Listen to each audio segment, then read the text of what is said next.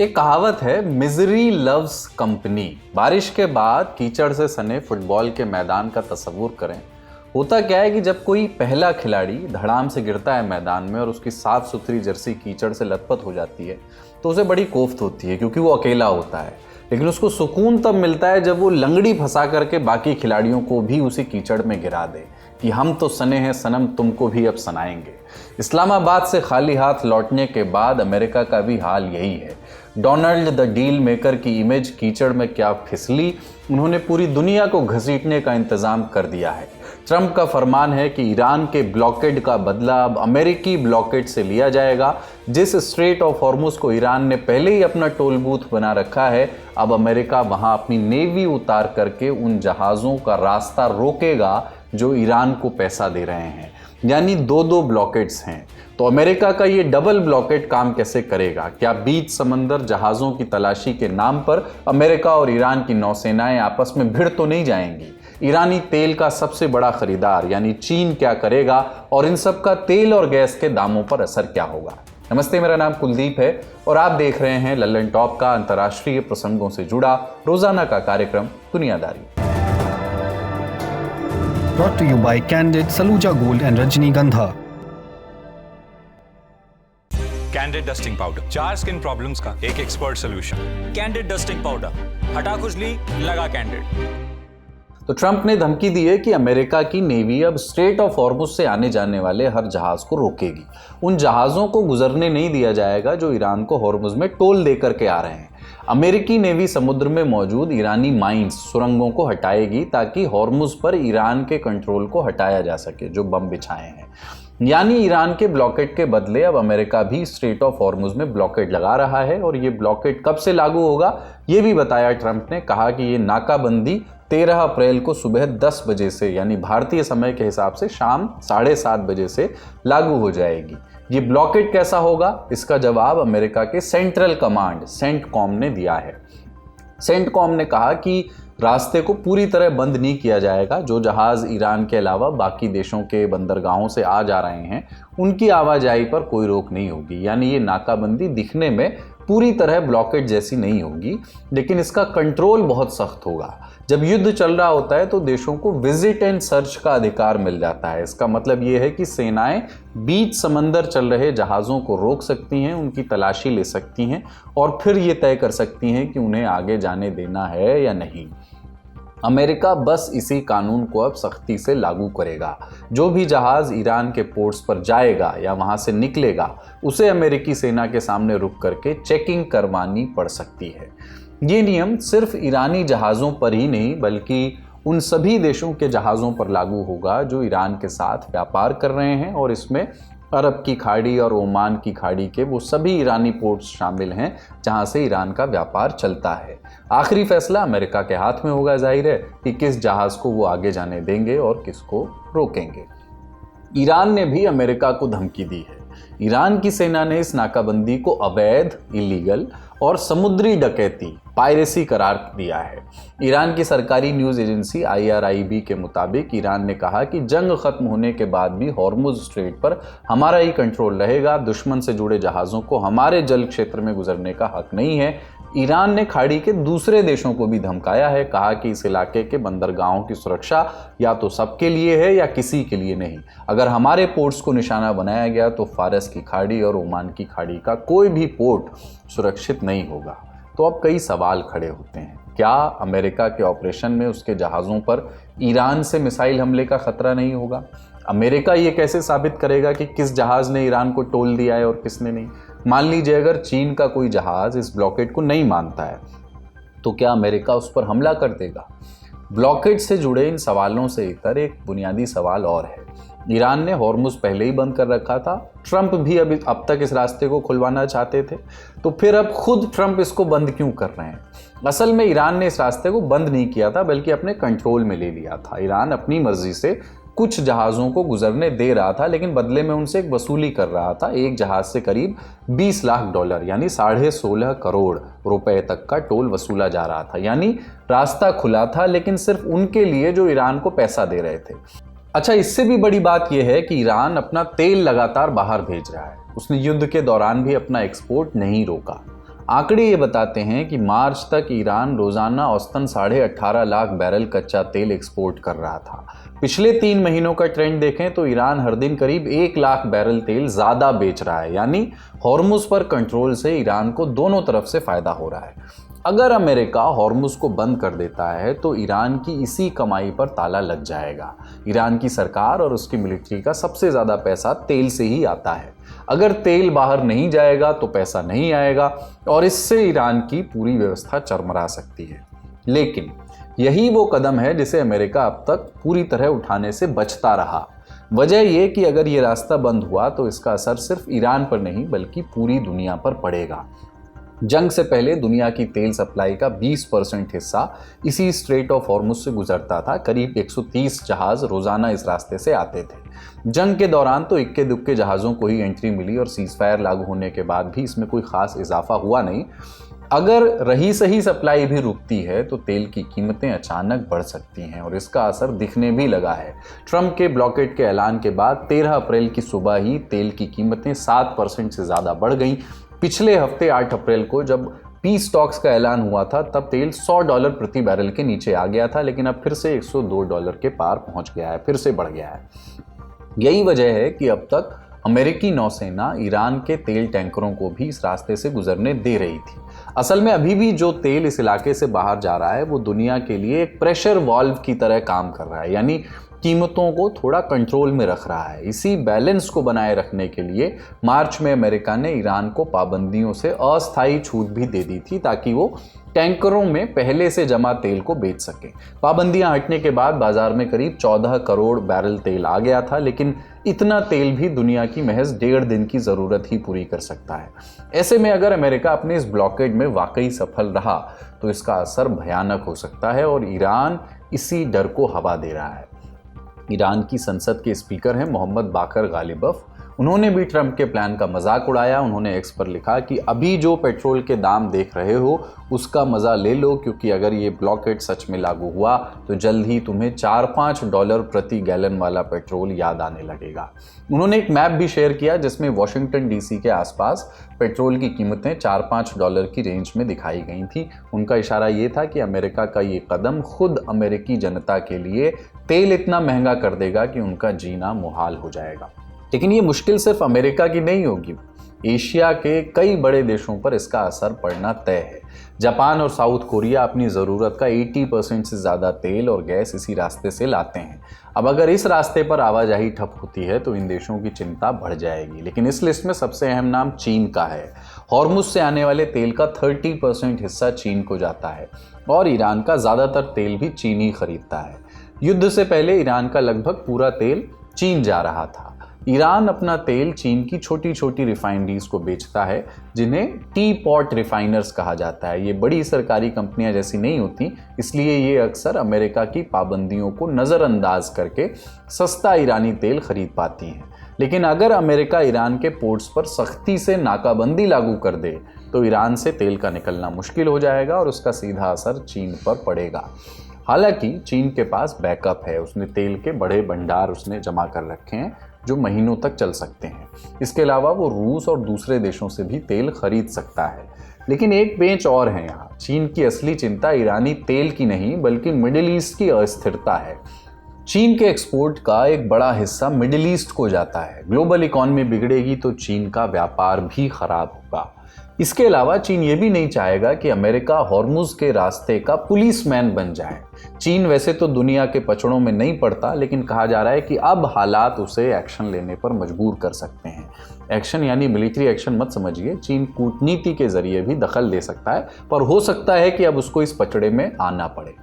दुनिया के कई देश इस ब्लॉकेट के खिलाफ हैं। फ्रांस, ब्रिटेन ने इस मसले पर फ्रीडम ऑफ नेविगेशन, स्वतंत्र आवाजाही बहाल करने के लिए आने वाले दिनों में कॉन्फ्रेंस बुलाने की बात कही है।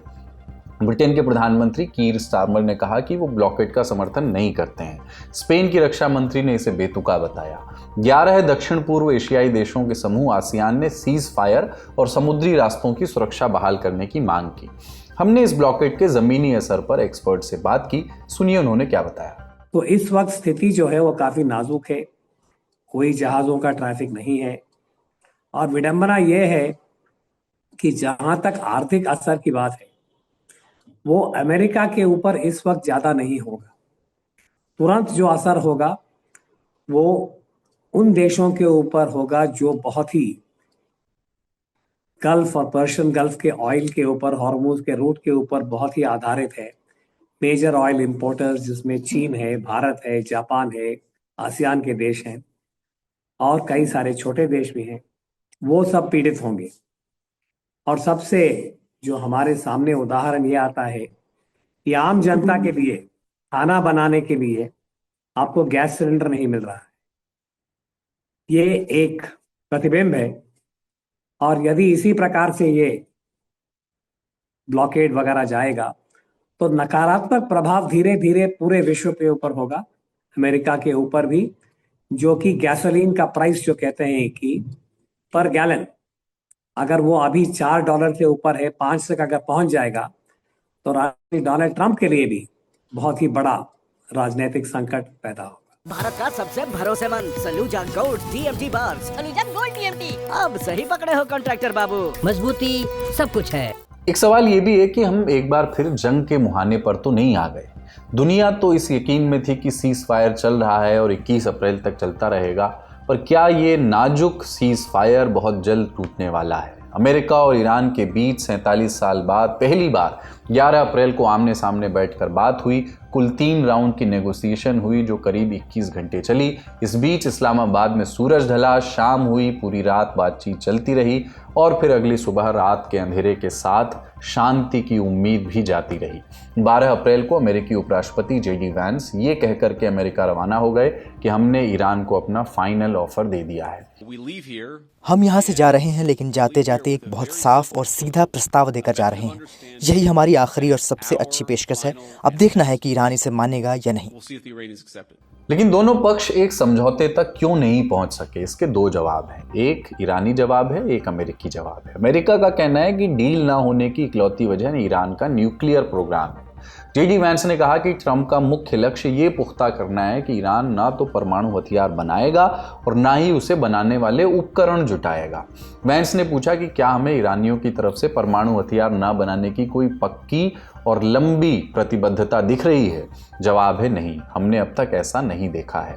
ट्रंप ने भी यही दोहराया। एक ट्रूथ सोशल पोस्ट में ट्रंप ने लिखा, बातचीत में ज़्यादातर मुद्दों पर सहमति बन गई थी। जिन बातों पर रजामंदी थी वो जंग जारी रखने से कहीं बेहतर थी, लेकिन इन बातों का कोई मतलब नहीं रह जाता क्योंकि ईरान न्यूक्लियर हथियार की जिद छोड़ने को तैयार नहीं है। हम नहीं चाहते कि ऐसे अस्थिर और अड़ियल लोगों के हाथ में परमाणु ताकत रहे। उधर ईरान की कहानी बिल्कुल उलट है। ईरान का वर्जन, ईरान का आरोप है कि अमेरिका अपनी ही बातों से मुकर गया। ईरान के विदेश मंत्री अब्बास अरागची ने लिखा कि हम एक डील के बेहद करीब थे, लेकिन जब हम समझौते के पास पहुंचे तब अमेरिका ने अपनी डिमांड्स बढ़ा दी और शर्तें बदलनी शुरू कर दी। ईरानी डेलीगेशन के लीडर मोहम्मद बाकर गालिबफ ने भी सारा ठीकरा अमेरिका के सिर फोड़ा। उन्होंने कहा कि ईरान ने अपनी तरफ से कई बार रचनात्मक पहल की, लेकिन अमेरिका भरोसा जीतने में नाकाम रहा। इसके अलावा ईरानी विदेश मंत्रालय के प्रवक्ता इस्माइल बागई ने कहा कि किसी को ये उम्मीद नहीं करनी चाहिए थी कि महज एक बैठक में पक्का समझौता हो जाएगा। किसी को ऐसी उम्मीद थी भी नहीं। तो क्या वाकई बात सिर्फ न्यूक्लियर हथियारों पर अटकी जैसा ट्रंप कह रहे हैं? टाइम मैगजीन से बात करते हुए JD वैंस की टीम के एक अधिकारी ने एक अलग थ्योरी पेश की। उनके मुताबिक असहमतियों की लिस्ट बहुत लंबी थी। ईरान ने कई शर्तों से साफ इनकार कर दिया था। ईरान यूरेनियम संवर्धन, यूरेनियम एनरिचमेंट पूरी तरह रोकने को तैयार नहीं था, ना ही वो अपने परमाणु ठिकाने तबाह करना चाहता था। उसने अपने हाईली एनरिच्ड यूरेनियम का जखीरा भी देश से बाहर भेजने से मना कर दिया। ईरान ने मिडिल ईस्ट में अपने सहयोगी हथियारबंद गुट जैसे कि हिजबुल्लाह, हूती इत्यादि की फंडिंग रोकने से भी मना कर दिया। ईरान ने 6 हफ्ते की बमबारी से हुए नुकसान का हर्जाना मांगा और दूसरे देशों में फ्रीज किए गए अपने $27 अरब करीब 2.25 लाख करोड़ रुपए रिलीज करने की मांग की, जिसे अमेरिका ने ठुकरा दिया।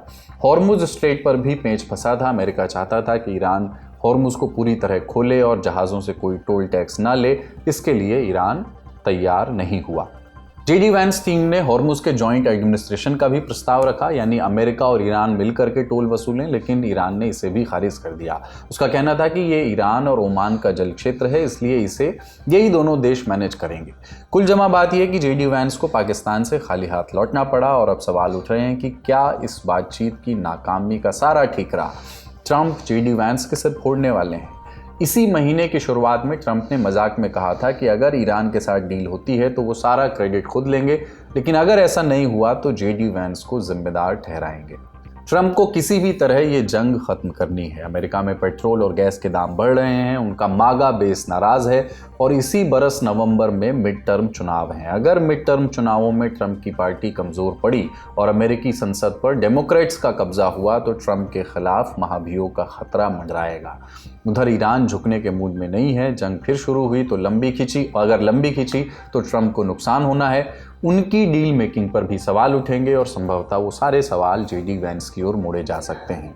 वैंस को पाकिस्तान भेजने का फैसला भी अपने आप में अजीब था। जेडी वैंस का रसूख व्हाइट हाउस में पहले ही कम हो चुका है। अंदर खाने वो ईरान पर हमले और वेनेजुएला ऑपरेशन के खिलाफ थे, यानी एक ऐसी जंग जिसे वो शुरू ही नहीं करना चाहते थे, उसका समझौता कराने के लिए उन्हें चुना गया और उन्हें पाकिस्तान भेजा गया। और अब इस नाकामी का इल्ज़ाम भी संभव है कि उन पे ही आए, इसका नज़ला भी उनके ही सिर गिरने वाला है। रिपब्लिकन पार्टी में वैंस को ट्रंप के उत्तराधिकारी के तौर पर देखा जाता है। ऐसे में उनका पॉलिटिकल करियर भी अब संदेह के दायरे में होगा अगर ऐसा हुआ तो। वैंस के अलावा खाली हाथ पाकिस्तान भी रहा। 1979 के बाद अमेरिका और ईरान की हाईएस्ट लेवल एंगेजमेंट उसकी ज़मीन पर हुई, लेकिन समझौता हाथ नहीं लगा। पाकिस्तान के फेल होने के बाद अब रूस ने हाथ बढ़ाया है। 12 अप्रैल को रूसी राष्ट्रपति व्लादिमीर पुतिन ने ईरान के राष्ट्रपति मसूद पेजेश्कियन को फ़ोन मिलाया। रूसी सत्ता प्रतिष्ठान क्रेमलिन के मुताबिक पुतिन ने कहा कि रूस अमेरिका और ईरान के बीच मीडिएशन कराने को तैयार है। अब ऑफर रूस ने भी दिया है तो बात चीन की भी हो रही है। इस्लामाबाद की बातचीत से पहले ट्रंप ने बताया था कि ईरान को सीज फायर के लिए राजी करने में चीन का बड़ा हाथ था। आखिरी दबाव चीन ने ही डाला था। रूस और चीन दोनों ईरान के करीबी हैं। पुतिन के ट्रंप के साथ रिश्ते भी बेहतर हैं, तो क्या पुतिन मध्यस्थता के लिए आगे आएंगे? क्या अमेरिका रूस को इस रोल में देखना चाहेगा? क्या बातचीत का रास्ता बचा भी है या फिर ये जंग शुरू होकर ही रहेगी? जानकारों से सुनिए। पाकिस्तान मध्यस्थता कर सकता है तो कोई भी देश उसके बीच में मध्यस्थता कर सकता है। और सारी दुनिया के देश जो हैं काफी चिंतित हैं।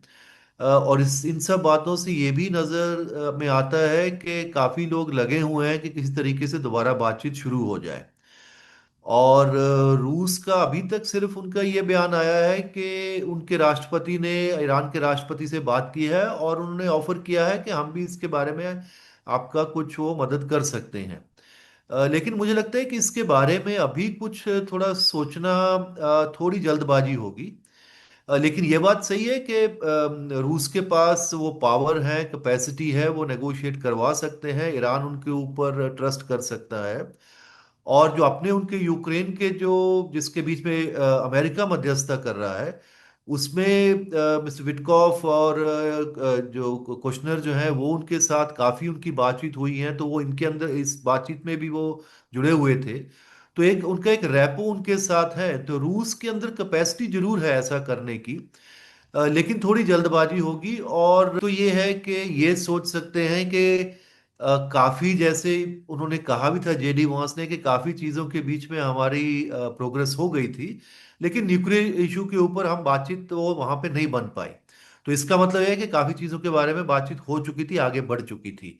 दूसरी एक सिनारियो ये भी है जिसके बारे में भी काफी लोग ये कहते हैं कि नहीं, अमेरिका सिर्फ जो है वो अपना टाइम सिर्फ ले रहा है जब तक पूरी उसकी फौजी साजो सामान की तैयारी वहां पे नहीं हो जाएगी।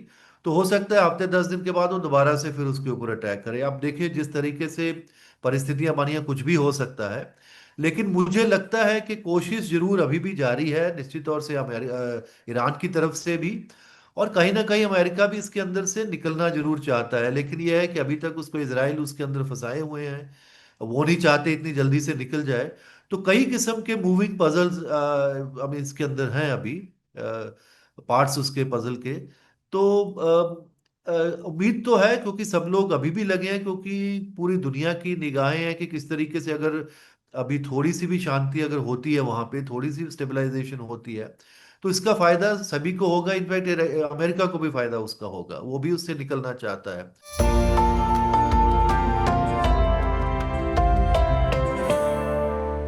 बड़ी खबरें यहीं तक, अब बारी है सुर्खियों की।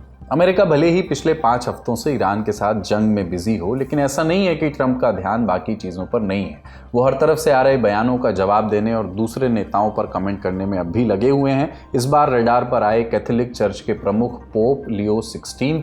12 अप्रैल को ट्रंप ने पोप के ऊपर ट्रुथ सोशल पर एक पोस्ट लिखा, कहा कि मैं पोप लियो का फ़ैन नहीं हूं, मुझे नहीं लगता कि वो अपना काम ठीक से कर रहे हैं। ट्रंप ने पोप को बहुत लिबरल बताया और कहा कि उन्हें वामपंथी विचारधारा को खुश करना बंद कर देना चाहिए। कुछ दिन पहले पोप लियो ने कहा था कि अमेरिका इजराइल और ईरान के बीच चल रहे युद्ध के पीछे डेल्यूजन ऑफ ओमनीपोटेंस का काम कर रहा है, यानी कुछ देश खुद को ज़रूरत से ज़्यादा ताकतवर समझ रहे हैं। इस पर ट्रंप ने जवाब दिया कि पोप लियो क्राइम के मामले में कमज़ोर हैं और विदेश नीति पर उनके विचार खराब हैं।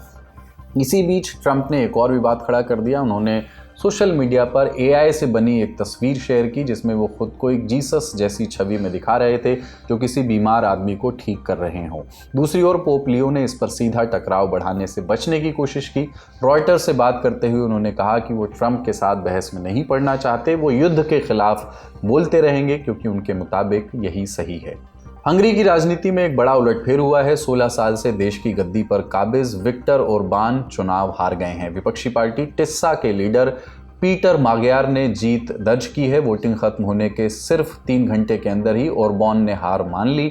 हंगरी की संसद में 199 सीटें हैं। 99% वोटों की गिनती के बाद टिस्सा पार्टी को 138 सीटें मिली। यह आंकड़ा हंगरी में सुपर मेजॉरिटी के पार है, यानी अब उनकी सरकार संविधान तक बदल सकती है और बड़े कानूनों में बदलाव ला सकती है। ओरबान की पार्टी फिदेस को सिर्फ 55 सीटें मिली और एक दूसरी कट्टर दक्षिणपंथी पार्टी मी हजांग को 6 सीटें मिली। माग्यार ने कहा कि ये कोई मामूली जीत नहीं है। हंगरी के लोगों, खासकर युवाओं ने इतिहास बदल दिया है। उन्होंने वादा किया कि वो यूरोपियन यूनियन के साथ रिश्ते सुधारेंगे, भ्रष्टाचार पर कार्रवाई करेंगे और उन पब्लिक सर्विसेज में पैसा लगाएंगे जिन्हें लंबे समय से नज़रअंदाज किया गया। चुनाव से पहले पूरी दुनिया की निगाहें विक्टर ओरबान पर टिकी थी। वो लंबे समय से दुनिया के फार राइट नेताओं के लिए एक रोल मॉडल रहे हैं। उन्हें ट्रंप का भी समर्थन मिला था। ट्रंप ने कहा कि अगर ओरबान जीतते हैं, ये कहा था ट्रंप ने, कि तो अमेरिका अपनी आर्थिक ताकत हंगरी के लिए लगाएगा। अमेरिका के उपराष्ट्रपति JD वैंस भी चुनाव से कुछ दिन पहले ओरबान को समर्थन करने के लिए बुडापेस्ट पहुंचे थे। ओरबान को फ्रांस की मरीन ले पेन, इटली की जॉर्जिया मेलोनी और इजराइल के बेंजामिन नेतन्याहू जैसे कई दक्षिणपंथी नेताओं का भी समर्थन मिला था, लेकिन वो चुनाव जीत नहीं सके। नतीजा उल्टा आया। इस चुनाव में करीब 80% वोटिंग हुई। सबसे बड़ा रोल नौजवानों का रहा। चुनाव से पहले हुए एक सर्वे के मुताबिक 30 साल से कम उम्र के करीब 65% वोटर्स ओरबान के खिलाफ वोट देने वाले थे। कई युवाओं को लगता था कि पिछले कुछ साल में देश में प्रेस की आज़ादी कम हुई है, भ्रष्टाचार बढ़ा है और हंगरी की छवि यूरोप में ख़राब हुई है। इसी वजह से चुनाव में एंटी ओरबान लहर देखी जा रही थी। तो आज का दुनियादारी यहीं तक। अपना और अपनों का ख्याल रखिए। देखते रहिए दी लल्लड़ टॉक। शुक्रिया। शुभ रात्रि।